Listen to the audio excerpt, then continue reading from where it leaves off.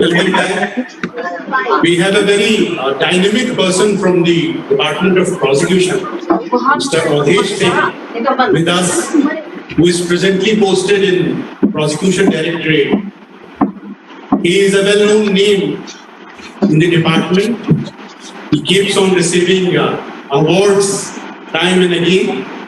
And I am very happy to introduce him because in my first posting, that was in Gonda, he was APO in my court, and he was very helpful in the entire process.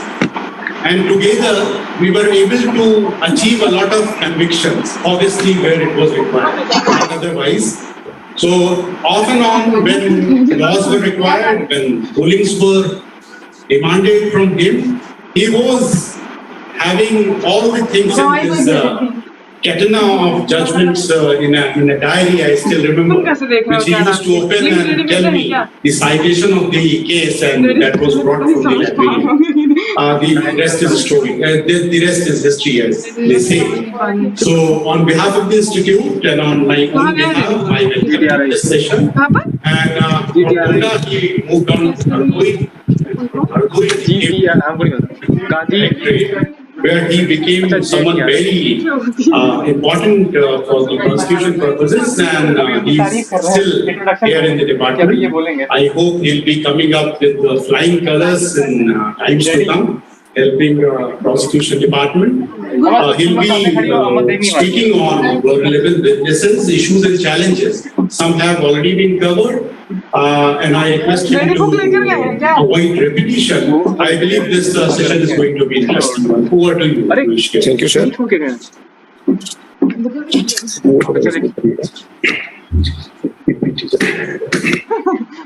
नमस्कार आप सभी को।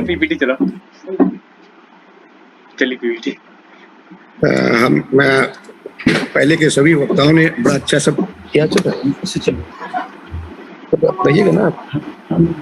ये arrow से आगे बताइए, इससे पीछे होगा उधर, ये इधर से। अच्छा, और वो दूसरा वाला जो है, दूसरा वाला इसी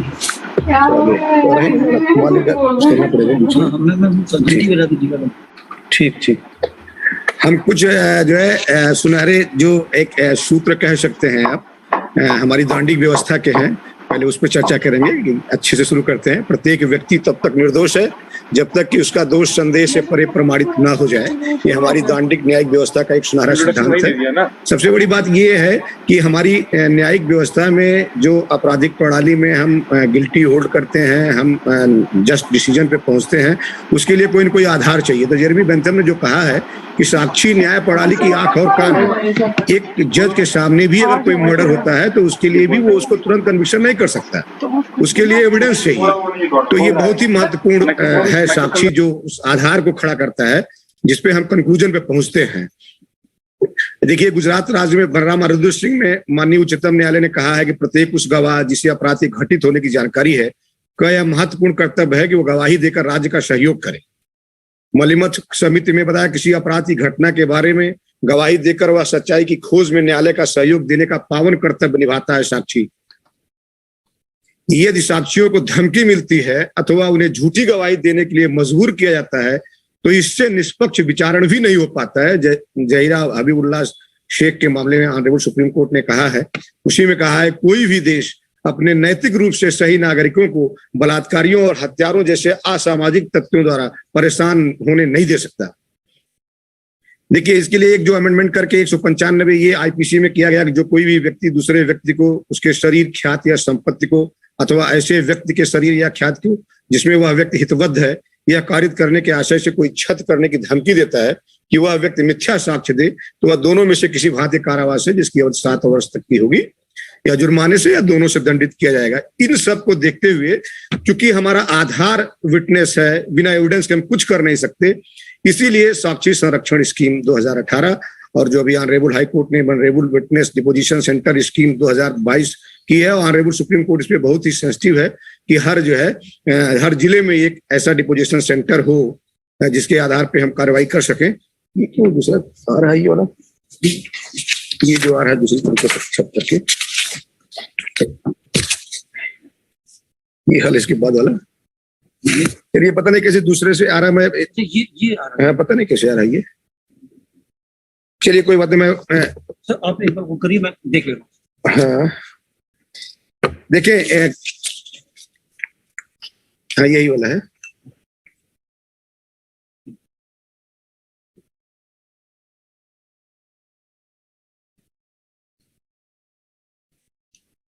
छोड़ दिए, नहीं आ रहा तो छोड़ दिए, कोई बात नहीं, वैसे बोल देते हैं।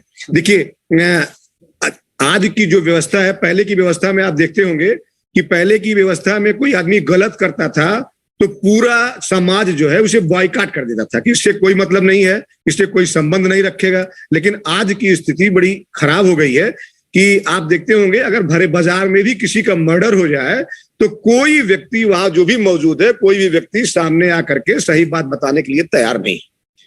आखिर ये क्यों और कब तक चलेगा? कब तक जो है वो विक्टिम का या मृतक का नात रिश्तेदार जो वास्तव में प्लेस पे रहा है या नहीं रहा है वही एविडेंस देगा, बाकी हम आगे नहीं आएंगे। ये देखिए जो है वो सोचता क्या है, वो सोचता ये है कि विवेचना में हमको पुलिस बुला रही है, फिर उसके बाद विचारण में पुलिस हमारे यहाँ सम्मन लेके जा रही है, हमारे यहाँ वारंट लेके जा रही है, तो जो एक छवि बनी हुई फलाने के यहाँ पुलिस आई, फलाने के यहाँ पुलिस आई, तो हर आदमी थोड़ा सा हिचकता है कि हम क्यों सामने आए। लेकिन ये बदलने की जरूरत है। और हमको लगता है कि जैसे ही एक अनिवार्य सिलेबस होता है किसी चीज का, शुरू से ही होना चाहिए कि अगर कोई चीज गलत हुई है, कोई ऑफेंस हुआ है, ये हुआ है, तो उसकी मदद करना, उसमें बढ़ चढ़ करके सामने आना, सारी सच्चाई न्यायालय के सामने बताना, ये हर व्यक्ति का एक पावन पुनीत कर्तव्य है। क्योंकि अगर नहीं बताएगा तो आदमी ट्रायल होता है और अभियुक्त छूट जाता है, मुस्कुराते हुए चला जाता है। तो ये बड़ी विडंबना है, क्योंकि न्याय के स्टेक होल्डर्स हम सभी लोग हैं, हम सभी लोग उसमें इस तरीके से जुड़े हुए हैं कि वास्तव में पीड़ित को न्याय मिले। देखिए सबसे बड़ी बात देखें, जो भी कॉग्निजेबल ऑफेंस है, उस कॉग्निजेबल ऑफेंस व्यक्ति के प्रति तो है, लेकिन सोसाइटी के प्रति है। सोसाइटी के प्रति होना मानते हुए राज्य ने जिम्मेदारी ले ली है कि जो व्यक्ति दोषी है उसे हम दंडित करेंगे, और समाज में एक संदेश जाएगा कि इस तरीके का अगर आप कृत्य करोगे तो उसका ये परिणाम होगा, और न्याय वास्तव में हो, ये जिम्मेदारी हमारी न्यायपालिका की है। क्योंकि एक देखिए, ये भी आपको पता है कि सिर्फ न्याय हो गया इतना ही सफिशिएंट नहीं हुआ, न्याय हुआ ये सोसाइटी को प्रतीत भी होना चाहिए। मैं आपको दो उदाहरण देना चाहूंगा, उसमें वाले में है जरा इस वाले राइटअप में।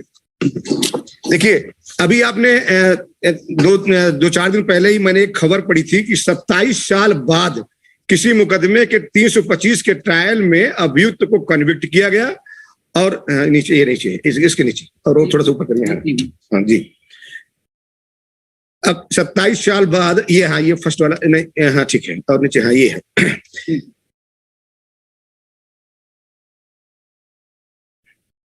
27 साल बाद 325 के मामले में किसी अभियुक्त को जो है कन्विक्ट किया गया और उसे 6 माह का प्रोबेशन देकर छोड़ दिया गया। अब इस एक उदाहरण तो बड़ा सिंपल सा लग रहा है कि इसमें कौन सी बड़ी बात हो गई, लेकिन जरा आप सोचिए कि 27 साल कोई के बाद अगर 325 में किसी व्यक्ति को कन्विक्शन हो रहा है तो उस पीड़ित के ऊपर क्या असर पड़े, क्या वो उसकी नोटिस लेगा?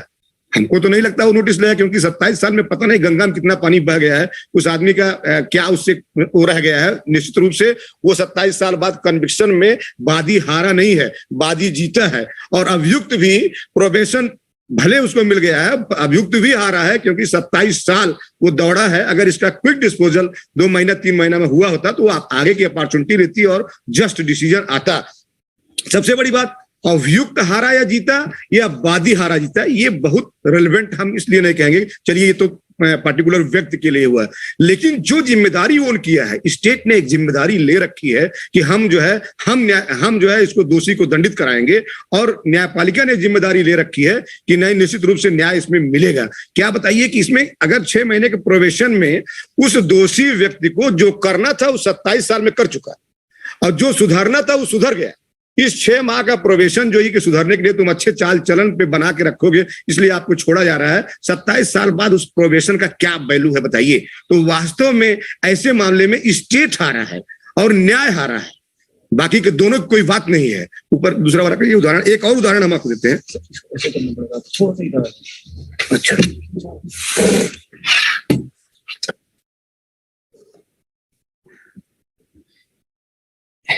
एक देखिए ये एक दूसरा उदाहरण है, मुझको इतना ज्यादा कचोटता है। देखिए जैसे किसी व्यक्ति का मर्डर हुआ और उस मर्डर का ट्रायल आप देखते हैं न्यूनतम 8-10 साल चलता है, 8-10 साल ट्रायल हुआ और अंततः न्यायालय ने ये निर्णय में ये पाया कि अभियुक्त निर्दोष है और उन्हें बरी कर दिया। अभियुक्त खुश कि वो बरी हो गया, 10 साल का ट्रायल चला, चलिए किसी तरीके से जान बची और बाद में मायूस की सजा नहीं हुई।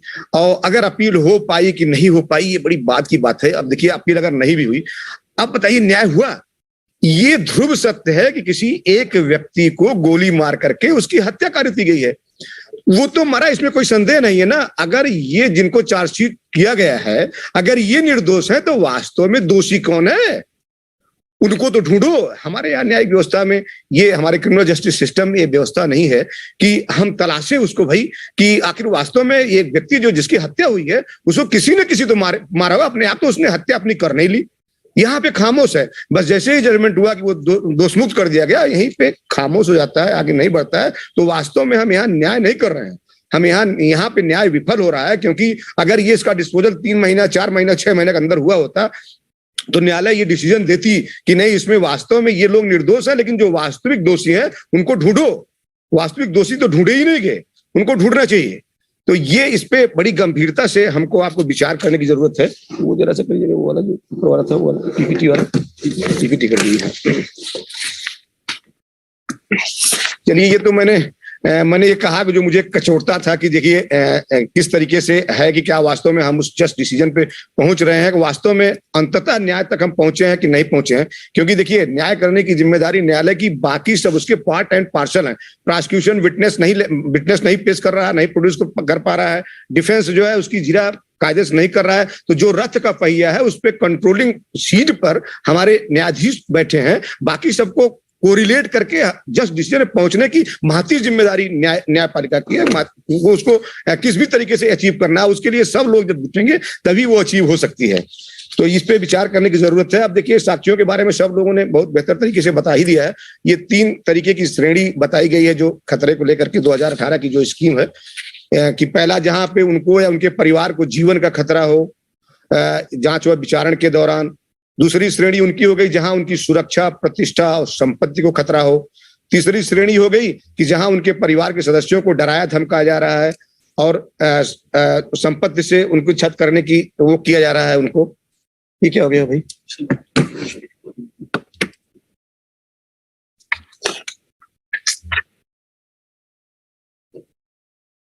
आपने देखा होगा कि जैसे ही कोई विटनेस आता है और वो विटनेस प्रोसिक्यूशन का फेवर कर रहा है या सही बात बता रहा है, तो इन किन प्रकारेण जो है वो डिफेंस उसको चाहता है कि डिफर्ड हो जाए किसी भी तरीके से। और बहुत कुछ पीठासीन अधिकारी भी मजबूर है, बहुत कुछ प्रोसिक्यूशन भी मजबूर है कि वहां हम आप कुछ कर नहीं सकते। बड़ी प्रयास करने के बाद भी बहुत मेहनत करेंगे। मान लीजिए किसी एक मुकदमे में हमने मेहनत किया, एक मुकदमे नहीं, इसको हमने टारगेट बना लिया कि नहीं करना है, लेकिन ओवरऑल हम सब कुछ नहीं कर सकते कि हम दूसरी जगह आकर के वहां पे कर रहे हैं। वो दुनिया भर का एक इधर एप्लीकेशन, फर्जी एलिगेशन लगा करके पीठासीन अधिकारी के खिलाफ एप्लीकेशन, इनके खिलाफ एप्लीकेशन, तो कोई भी आदमी टेंशन नहीं लेना चाहता। इसलिए अगर फुल प्रूफ व्यवस्था हो कि जो साक्षी है वो बेहतर तरीके से आके सही बात बताए और क्विक डिस्पोजल हो, तो वो स्थिति रहे कि वास्तव में उसकी स्थिति रहे कि कन्विक्शन हो या फिर जो जस्ट डिसीजन होना है वो जस्ट डिसीजन हो। ये उल्टा आ रहा है क्या? ऐसे ये उल्टा पकड़िए। अच्छा, इधर से ना, ठीक है। देखिए ये वल्नरेबल विटनेस के बारे में जो बताया गया, जो ऑनरेबल सुप्रीम कोर्ट ने इसमें सुर्ती वाले केस में डिसाइड किया, ये देखिए 18 वर्ष से कम आयु के जो साक्षी हैं वो सभी वल्नरेबल विटनेस हैं। वल्नरेबल और जो दूसरा मानसिक बीमारी, यौन उत्पीड़न के शिकार जितने भी लोग हैं, मानसिक बीमारी से जो पीड़ित गवाह हैं, किसी भी प्रकार का दिव्यांग है, यौन उत्पीड़न के जेंडर न्यूट्रल पीड़ित हैं, खतरे की आशंका के तहत कोई गवाह है, शारीरिक बीमारी अथवा भाषण श्रवण से बाधित है पीड़ित गवाह, कोई अन्य गवाह है, या कोई अन्य गवाह है जिसे न्यायालय कमजोर गवाह घोषित करे। और इसमें लगातार ऑनरेबल सुप्रीम कोर्ट बढ़ाता जा रहा है कि ये निश्चित रूप से हो।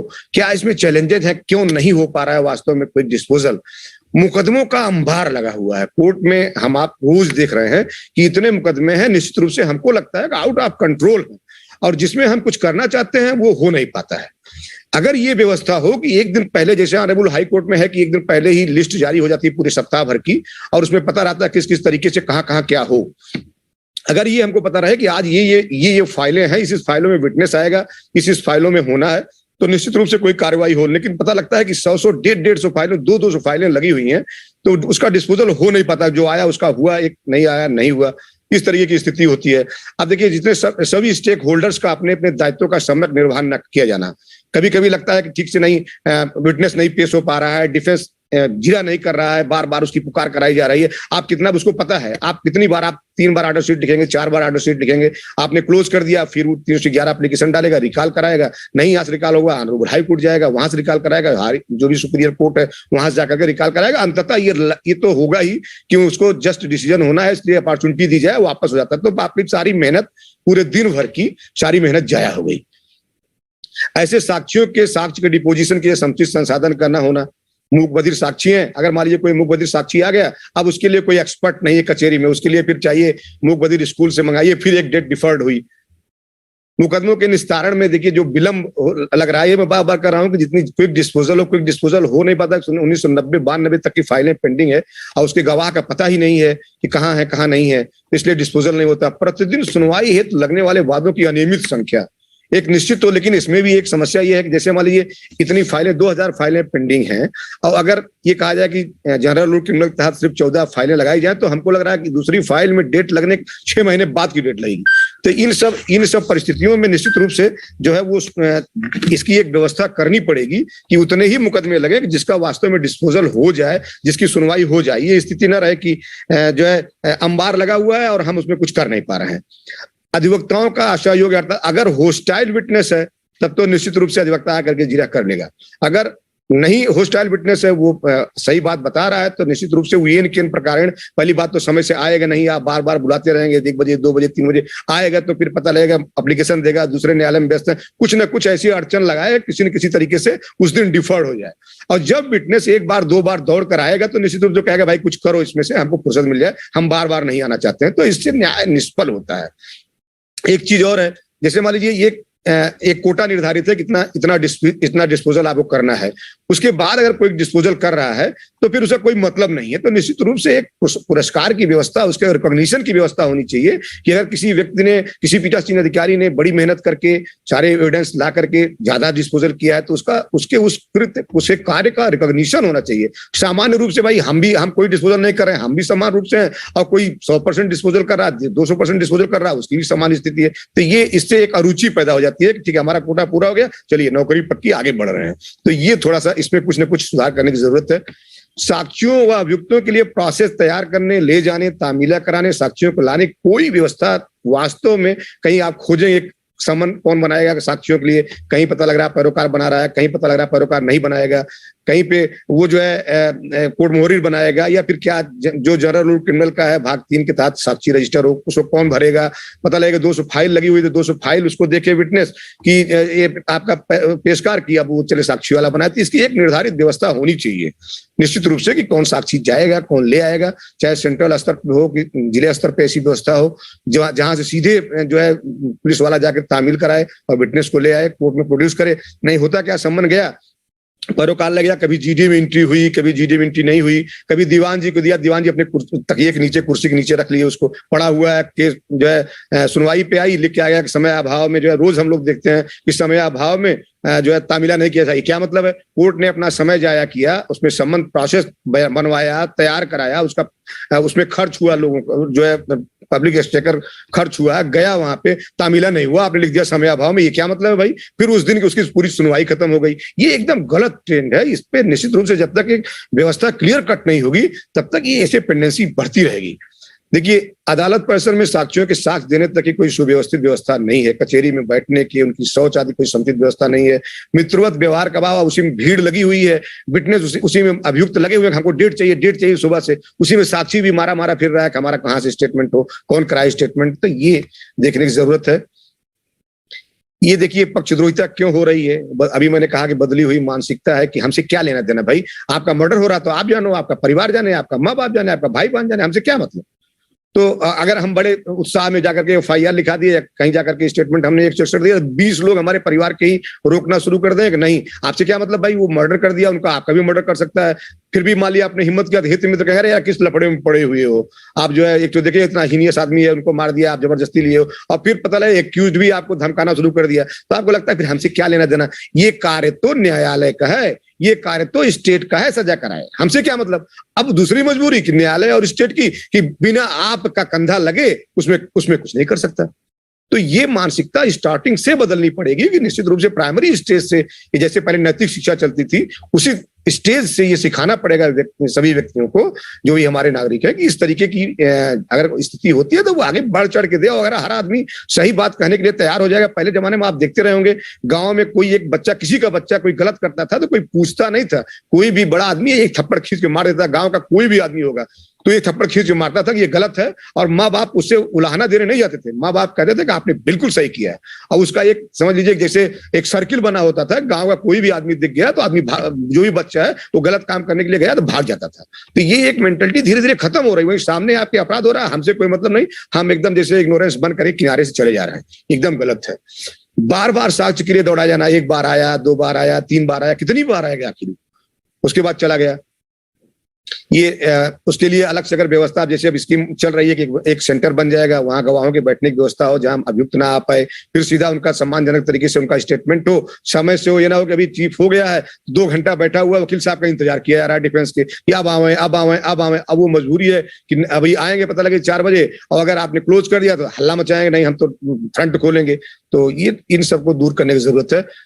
किसी साक्षी का देखिए, जैसे मतलब हम लोग बहुतायत देखते हैं कि जो रिटायर हो गए, बलिया से कोई आदमी आ रहा है स्टेटमेंट देने के लिए, अब उसको हर्जा खर्चा नहीं मिला, तो जो पेंशन उसको मिल रहा है भैया अपने गुजर बसर के लिए मिल रहा है, वो गवाही देने के लिए बलिया से धक्का खाते हुए बस में आकर के लखनऊ में एविडेंस देने के लिए नहीं मिल रहा है। तो हर्जे खर्चे की व्यवस्था जो है तुरंत होना चाहिए कि वो आया और जय बार आए, अगर आ गया है तो तुरंत आज पूरा हो जाए गवाही, या लगातार लगी रहे कल पूरी हो जाए गवाही। इसके प्राविधान आपके पास है ही है, 309 में आज सुनाई हो, कल सुनवाई हो, जब तक उसका खत्म ना हो जाए तब तक चलता रहे। रुकने की उसकी व्यवस्था हो और डे कट डे उसके हर्जे खर्चे की व्यवस्था हो, खाने भोजन का प्रबंध हो, जिससे उसको लगे कि वो बेगारी करने नहीं जा रहा है, बल्कि स्टेट के इंटरेस्ट में वो अपने दायित्वों का निर्वहन करने जा रहा है, जो उसका एक नैतिक और विधिक दोनों दायित्व है।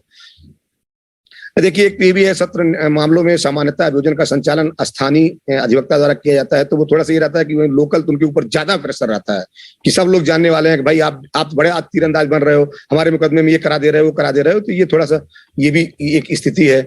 देखिए आपराधिक, अब मैं क्या सजेशन देना चाहता हूँ कि आपराधिक मामले के निस्तारण के लिए हर स्तर पे, हर मुकदमे की, चाहे जिस भी केस का हो, इन्वेस्टिगेशन के स्तर पे कि 2 महीने में इसका इन्वेस्टिगेशन समाप्त होना है, और फिर 10 दिन के अंदर इसकी नकल और चार्ज बन जाना है। अगले 10 दिन या 20 दिन प्रोसिक्यूशन विटनेस के लिए, 20 दिन 25 दिन फिर डिफेंस विटनेस के लिए, और फिर 15 दिन 1 दिन निर्णय के लिए। तो इस तरीके से जब हर मुकदमे के लिए एक निर्धारित समय सीमा होगी तो डिस्पोजल होगा। जैसे देखिए पहले एक बार आप सभी लोगों ने देखा होगा फास्ट ट्रैक कोर्टों का गठन हुआ था तो खूब मुकदमों का डिस्पोजल हो रहा था उस समय।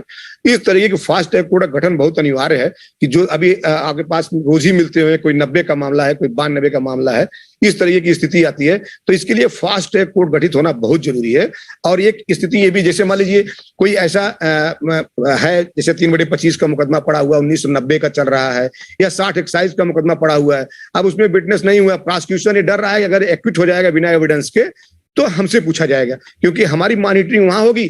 जिसको लॉ की स्थिति और किस प्रकार हम डिस्पोजल हो रहा है कोर्ट में उसकी स्थिति नहीं पता है, उसको ये कहेगा कि आपने कोई अफोर्ड ही नहीं किया इसको एग्जामिन कराने के लिए, आपने एविडेंस क्लोज करके करा दिया। तो मजबूरी में वो फिर उसकी अपील प्रपोज करता है, आपके यहाँ 311 का एप्लीकेशन डालता है कि नहीं रिकॉल करिए, फिर उसका रिवीजन करता है, मतलब जद्दोजहद करता है उसलिए जिसका कोई समाज में कोई संदेश नहीं जा रहा है, ना कोई संदेश जाना है।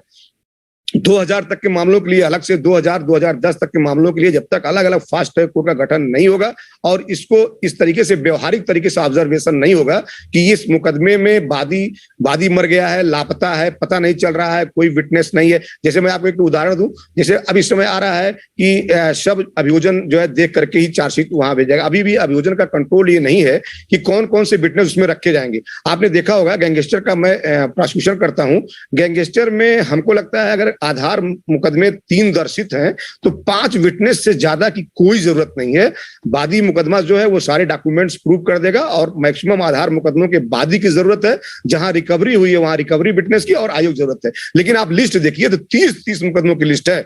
अब अगर पता चले कि आधार मुकदमा छूट गया तो अभियोजन के हाथ पांव इसलिए फूलते हैं कि अरे हम अगर नहीं पेश करेंगे सारे विटनेस को तो ये लगेगा आपने इन विटनेस को पेश कर दिया होता तो कन्विक्शन हो जाता। भाई हर आदमी को अपनी नौकरी प्यारी है, तो इन सबको एक सुधार की जरूरत है कि ये देखा जाए कि वास्तव में क्या होना चाहिए और क्या हो रहा है। तो हम उसमें एप्लीकेशन देंगे, 311 एप्लीकेशन देंगे, हम सोचेंगे कि नहीं तो छूटने वाला मुकदमा है तो किसी तरीके से पेंडिंग रहे, हमारे ऊपर ना आए। ये सब ऑब्जर्वेशन अब जो एक्चुअल कमेटी बनी हुई है उसमें एडीएम स्तर का एक अधिकारी है, एक मान लीजिए हमारे जेडी साहब हैं, सचिव हैं, और जो है वो एडिशनल एसपी स्तर का अधिकारी है। एडिशनल एसपी एडीएम को क्या पता न्यायालय में क्या होता है, न्यायालय में किस प्रकार मुकदमे का डिस्पोजल होता है, किस प्रकार विटनेस पेश होगा 3/25 और 60 एक्साइज में, जिसमें विटनेस का पता ही नहीं चल रहा है कि ये औपचारिक साक्षी हैं जो पुलिस के रिटायर हो गए कहाँ रह रहे हैं कहाँ नहीं रह रहे हैं, उस 60 एक्साइज का क्या संदेश जाएगा जो सन 90 का है, उससे आज से क्या मतलब। लेकिन अब जो कि एक्विटल होगा तो हमको एक्विटल रिपोर्ट बनाना है, एक्विटल रिपोर्ट बना हमको जस्टिफाई करना है। हर आदमी अपनी सर्विस कर रहा है तो जस्टिफाई करने के लिए बड़ी एक स्थिति होती है जिस पे विचार करने की जरूरत है। मेरा एक मानना है कि देखिए आपका जो प्रोसेस है वो आपके यहां से जाता है, पैरोकार ले गया, किसी थाने में जीडी एंट्री हुई, किसी थाने में जीडी एंट्री नहीं हुई, तामीला के लिए किसी को मिला नहीं मिला, जो डेट है उस डेट पे वास्तव में पहुंचा वापस कि नहीं पहुंचा ईश्वर जाने। हमको तो नहीं लगता है कि 100% अगर जाता है समन प्रोसेस तो मुश्किल से लौट के 10% आता है, उसमें से 2% विटनेस आते हैं। ये एकदम गलत ट्रेंड है। इसके लिए एक मेरा मानना है कि जनपद में एक अलग समन सेल हो जिसमें कम से कम 15 पुलिस वालों की व्यवस्था हो जो जेडी हमारे जेडी स्तर के अधीन हो, क्योंकि प्रोसिक्यूशन के जो विटनेस इवन क्रिमिनल केसों में है वो प्रोसिक्यूशन को पेश करना है, तो वो इनके अधीन जब रहेगा, जेडी साहब के अधीन रहेगा तो सीधा वहीं से तामीला करके ले आएगा विटनेस को, तो निश्चित रूप से ज्यादा संख्या में विटनेस आएंगे। ये जो बीच के लूप होल्स हैं दीवान जी के पास, बीट इंचार्ज के पास, इनके पास, उनके पास, जो भटकते भटकते डेट एक्सपायर कर जाती है वो स्थिति खत्म हो जाएगी अगर ऐसा हो। साक्षियों को प्रत्येक तिथि पर उनके द्वारा वास्तविक रूप से जो भुगतान किए गए हैं खर्चे का तुरंत भुगतान किया जाए। न्यायालय में के परिसर में बैठने, पानी, वॉशरूम, सुरक्षा की समुचित व्यवस्था हो। साक्षियों को प्रोत्साहन की व्यवस्था और प्राइमरी स्तर से नैतिक शिक्षा का पाठ्यक्रम लागू किया जाए और निश्चित रूप से उसमें एक चैप्टर ये रखा जाए कि न्याय में मदद करना, न्याय में सहायता करना, सही बात न्यायालय के समक्ष बताना, ये हमारा नैतिक और पुनीत दायित्व है। तो जो बच्चों के बाल मन पर ये चीज छप जाएगा वो निश्चित रूप से आगे तक चलेगा। तो हमको विटनेस नहीं ढूंढना पड़ेगा कि इसका मर्डर हुआ तो उसके भाई को गवाह बनाना है, उसके पत्नी को गवाह बनाना, ये स्थिति नहीं रहेगी। अब देखिए जैसे नहीं कहता कि एक ही डंडे से हम सभी को हाँक रहे हैं। अगर कोई अधिवक्ता डिस्पोजल में मदद कर रहा है, वास्तव में जहां जिरा करनी वहां समय पे आ रहा है, समय पे जिरा कर रहा है, जहां जरूरत आर्गुमेंट करने की है कोर्ट बुला रही है तो आर्गुमेंट कर रहा है, ऐसे अधिवक्ताओं को अलग से चिन्हित कर उनको पुरस्कृत करने की जरूरत है। अगर पुरस्कृत किया जाएगा अधिवक्ताओं का, उनका सम्मान होगा तो उनको लगेगा नहीं इसका करने का हमको न्यायालय का सहयोग करने कोई रिकॉग्निशन है। अभी तो सबका बराबर बराबर है, चाहे वो कर रहा है तब भी वाह, बल्कि ये तो ये कह लीजिए कि न्यूसेंस वैल्यू अधिक है। जो अधिवक्ता जिरा नहीं कर रहा है, हिंड्रेंस पैदा कर रहा है, ऊट पटांग का आरोप लगा रहा है, उसकी ज्यादा वैल्यू पहुंचा, फट से उसकी डेट हो गई। सीधा साधा कोई आया तो उसकी पता लगेगा नहीं अभी चलिए ठीक है हो जाएगा भाई, देख लो पेशकार साहब से मिल लो। अब कोई डिस्टर्बिंग एलिमेंट आ गया तो कोर्ट साहब भी सतर्क हो गए और पीठासीन अधिकारी सतर्क हो गए, जल्दी इसको निपटाओ। तो ये थोड़ा सा है कि अगर जो अच्छे अधिवक्ता हैं उनको पुरस्कृत किया जाए, उनको एक न्यायमित्र तरीके का कुछ ना कुछ ऐसे रहे कि न्यायमित्र का दर्जा दिया जाए, तो उनको ये रहेगा न्यायालय के निस्तारण में हमको सहयोग करने की आवश्यकता है। सहयोग करेंगे तो इसका निश्चित रूप से एक इफेक्ट पड़ेगा। देखिए एक चीज और आप देखिए कि मान लीजिए जैसे रिमांड हुआ या बेल हुई तो इसको अर्जेंट मामला मानते हुए दूसरे के यहाँ लिख अधिकारी के यहाँ पेश हो जाता है। लेकिन जहां पे कोई साक्षी आया और संजोग से पीठासीन अधिकारी अवकाश पे है, अब उसका एविडेंस नहीं हो सकता, तो इसको भी एक अर्जेंट मामला माना जाए और उसके साक्ष्यांकन की व्यवस्था लिंक अधिकारी के समक्ष हो कि गवाह आया है तो किसी भी कीमत पे उसको वापस नहीं लौटना है, उसका स्टेटमेंट निश्चित रूप से हो, अर्जेंट मामला उसका माना जाए। और जो भी साक्षी आया है उसका साक्ष्यांकन अनिवार्यतः उसी दिन पूर्ण किया जाए और अगर ऐसी परिस्थिति उत्पन्न हो रही तो निश्चित रूप से अगले दिन लगाया जाए, चाहे कोई भी व्यवस्था हो, अगले दिन लगे और जब उसका कंक्लूड हो जाएगा तभी वापस किया जाए। क्योंकि जैसे जाएगा उसको विन ओवर करने का अभियुक्त प्रयास करेगा, तोड़ने का हर संभव प्रयास करेगा और तोड़ने के कितने उपाय हैं ये आपको बताने की हमें जरूरत नहीं है। एक न्यायालयों में नियत होने वाले मुकदमों की संख्या निश्चित रूप से रखनी पड़ेगी, चाहे जितना वर्कलोड है 100-200 मुकदमे लगते हैं उसको छांट करके 2000-2010 तक के मुकदमे फास्ट ट्रैक कोर्ट में अलग करें, बाकी मुकदमे की एक नियत संख्या हो कि 10 मुकदमा लगना है, 14 मुकदमा लगना है, 20 मुकदमा लगना है, इतने एविडेंस के लगने हैं, इतने हाजिरी के लगने हैं, इतने चार्ज के लगने हैं, ये फिक्स हो।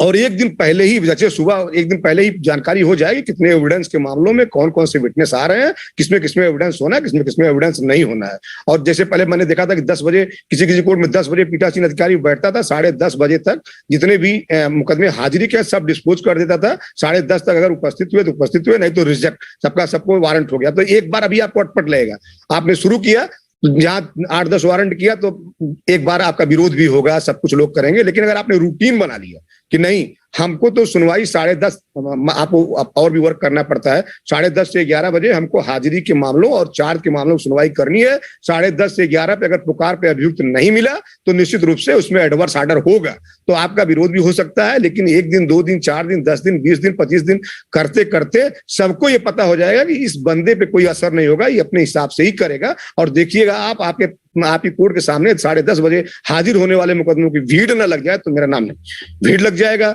चार्ज बनाने वालों सबका लग जाएगा, क्योंकि अगर वारंट होगा तो उनको जेल जाना है, जाएंगे तो निश्चित रूप से वो आएंगे।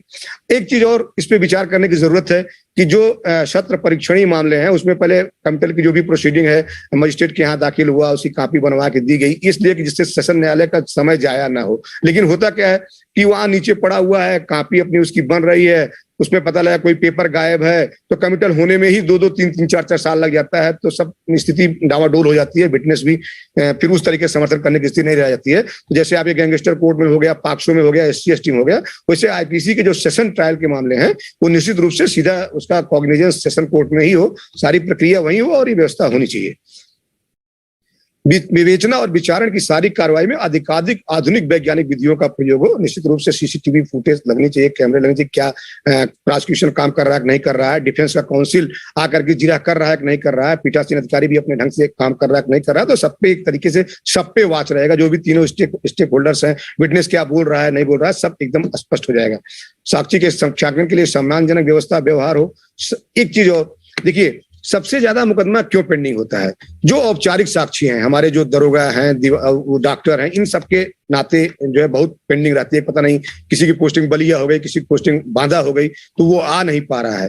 तो ये औपचारिक साक्षियों के सारे बयान शपथ पत्र पे हों और जिसका खंडन डिफेंस जो है प्रति शपथ पत्र के माध्यम से अपना करे, और अगर अति आवश्यक हो तो न्यायालय को अगर लगे कि उसके विवेक में किसी चीज क्वेरी करनी है और उस क्वेरी को बिना प्रेजेंस कराए संभव नहीं है, अगर संभव है तो उसको भेज करके उससे काउंटर एफिडेविट मांगा जा सकता है कि ये डिफेंस का कहना है, इस संबंध में आप जो भी जस्टिफाई करना चाहते हो जस्टिफाई कर दें, तभी न्यायालय बुलाए, तो निश्चित रूप से डिस्पोजल बहुत स्पीड से होगा। अभियुक्त की अनुपस्थिति में भी साक्षी के बयान अंकित किए जाने का प्राविधान किया जाए, क्योंकि अगर ये प्राविधान शुरू हो जाए बाद में आपको जिरा करने का अवसर दिया, जैसे आप देखें 164(5)A में जो स्टेटमेंट कराने का है सेक्सुअल ऑफेंस के विक्टिम का, कि उसी पे उनकी जिरा भी हो जाएगी। तो अगर ऐसी व्यवस्था की जाए तो निश्चित रूप से डिस्पोजल स्पीड से होगा। संवेदनशील गवाहों के अन्य साक्ष्यों के साक्ष्यांकन पर प्राथमिकता दी जाए। जो भी विटनेस इस तरीके से हैं, जो भी मैंने गिनाया 18 साल से कम है, महिला है, या फिर बुजुर्ग है, या फिर दिव्यांग है, या ऐसा है जिसको बहुत खतरा है, तो भले पहले साक्षी आकर के बैठे हुए हैं, लेकिन उस साक्षी को प्राथमिकता दी जाए, उसका साक्ष्यांकन पीठासीन अधिकारी को अपने संज्ञान में लेकर के खुद करना चाहिए कि जितनी जल्दी इसका हो जाए, जितनी जल्दी इसका मुक्त हो जाए। एक चीज और मेरा अपना मानना है कि एक लाइव लिंक की व्यवस्था, जैसे देखिए ये ध्रुव सत्य है कि हम आप जो है बहुत ज्यादा हद तक कंट्रोल नहीं कर सकते, ना विपक्षी अधिवक्ता को विवश कर सकते हैं कि वो जो है आकर के जिरा करे ही जबरदस्ती, क्योंकि वो कल को फिर दुनिया भर का टेंशन पैदा करेगा।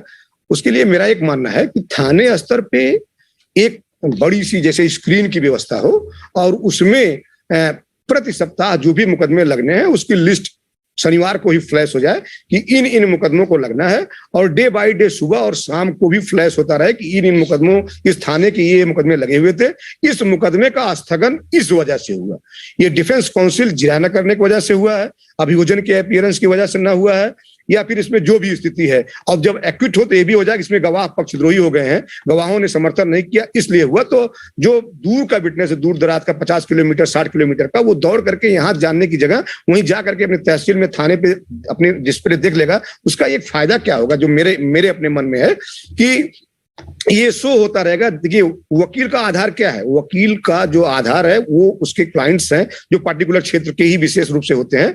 जब वहां ये पता चलेगा कि ये बहुत सीनियर अधिवक्ता है, इनकी इतनी लंबी चौड़ी फीस है, इसके बाद भी अपने केस में अपीयर नहीं हो रहे हैं, एक दिन नहीं अपीयर हुए, 2 दिन नहीं अपीयर, विपक्षी अधिवक्ता फला के अपीयर ना होने की वजह से, अपीयर ना होने की वजह से ये अगर फ्लैश करता रहेगा तो निश्चित रूप से उनको लगेगा कि मेरी छवि तो खराब हो रही है क्षेत्र में, क्लाइंट आना बंद हो जाएगा।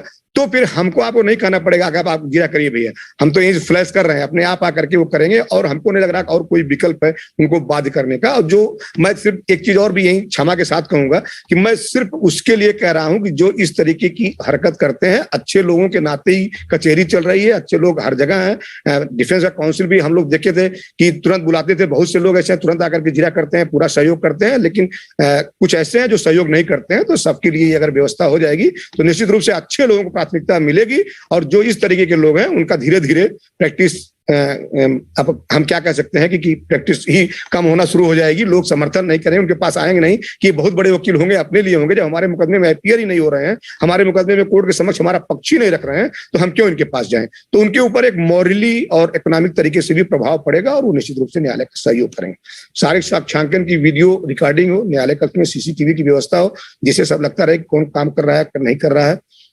अभियोजन साक्ष्यों को तलब करने, प्रोसेस जारी करने का अधिकार सब अभियोजन को, सभी थाने की बड़ी स्क्रीन हो, प्रत्येक न्यायालय परिसर में कम से कम एक चीज और, जो वल्नरेबल विटनेस हैं उनके लिए और भी साक्ष्यों के लिए, जैसे नहीं आपने देखा होगा कि जैसे वहां पे होते हैं रोजगार मित्र होते हैं, इस तरीके से कम 5 साक्षी मित्र हर कचहरी में अगर हों, कि साक्षी मित्र हो और फ्लैश हो, इसका प्रचार प्रसार हो कि ये इनका नंबर है, ये साक्षी मित्र हैं, ये इस कचहरी के ये लोग हैं, ये मिलेंगे। तो साक्षी उनको फोन कर लेगा कि भाई मेरा विटनेस है और मेरा गवाही फला कोर्ट में हो, तो वो ले जा करके उनका वहां पे न्यायालय के समक्ष वहां प्रस्तुत कर देंगे।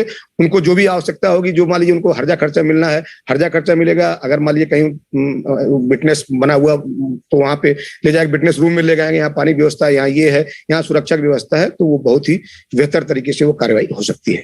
वो दूसरा वाला जरा खोलिएगा, हाँ ये वाला दूसरा वाला जी।